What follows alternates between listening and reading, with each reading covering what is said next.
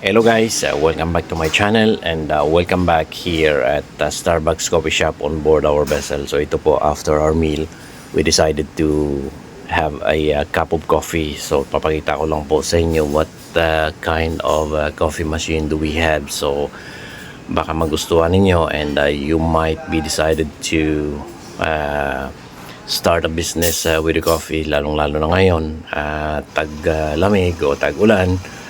And you might incline to put up a coffee shop at isa po ito nakita ko napaganda at kung gusto nyo ay halos lahat ng coffee ay halos nandyan na. All you need to do is just to scroll, choose which one, then press. Automatically these machines dispense the type of coffee you want. So ito po ngayon yung sa atin ay pinili natin yung cappuccino, then yan na po. Bali, you all had to enjoy the coffee.